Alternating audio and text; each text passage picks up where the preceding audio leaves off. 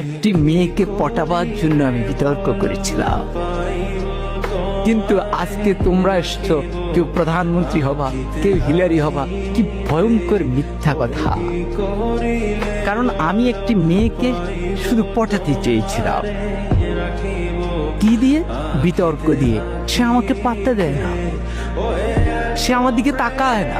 আমি তখন অষ্টম শ্রেণীতে পড়ি, শুধু তার দিকে একবার তাকাবো, কি সেই কৌশল, কিন্তু সে তাকায় না। পরে ভাবলাম বিতর্ককে আশ্রয় করি, সেখানে যদি দাঁড়ায় তাহলে মেয়েটি মনে হয় আমার দিকে তাকিয়েই থাকবে। এই আশায় আমি বিতর্ক করেছিলাম। এরকম আশা নিয়ে একবার আমি সিলেট যাচ্ছিলাম। তখন আমি আর অষ্টম শ্রেণীর বালক নই, এয়ারপোর্ট স্টেশন থেকে উঠেছি। তো যাওয়ার সময় ট্রেন, সকালে সিলেটের ট্রেন, আমি উঠলাম। উঠে আমার সিটে গেলাম, দেখি আমার একটি সিট, সামনে আরেকটি সিট, মানে ডাবল ডাবল না। পরে কেউ আসে না, পরে একটি মেয়ে আসে এবং মেয়েটি সামনে বসার পর আমি একটু সতেজ হয়ে গেলাম। পুরুষের মন তো। পরে মেয়েটি দেখলাম সাদা গাউন পরা, আমি বুঝলাম সে সিলেট মেডিকেল। তাহলে ভাবলাম যাক, মান সম্পন্নই হয়েছে। এরপরে ট্রেনে গিয়ে যাচ্ছে, আমার মনে কত কিছু আসে, কত ভাবনা আসে, কিন্তু আমি তো কথা বলতে পারতেছি না, খুব আনইজি বোধ করছি। কি করব? ট্রেন যায় ভিড়লো আখাউড়া স্টেশন।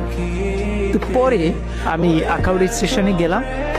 যাওয়ার পর হঠাৎ আমি তো মেয়েটার দিকে তাকানোর চেষ্টাই করি, কিন্তু মেয়েটা করে কিনা আমি ঠিক বুঝি না। তো হঠাৎ করে একজন আসলেন, এসে বললেন, ভাই লাগবে? আমি বললাম না, আমার তো খেয়াল ওই মেয়েটির দিকে।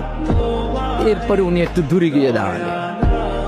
এবার আরেকজন আসলেন, উনি এসে বললেন লাগবে? আমি বললাম না। এবার উনিও গিয়ে দাঁড়ালেন, কেউ যাচ্ছেন না। তৃতীয় একজন একটু মোটা, সে আরেকটু ধমকের সুরে, লাগবে? আমি বললাম না। এরপরে চতুর্থ জন আসলেন, উনি এসে বললেন, ভাই লাগবে তো? আমি বললাম না না।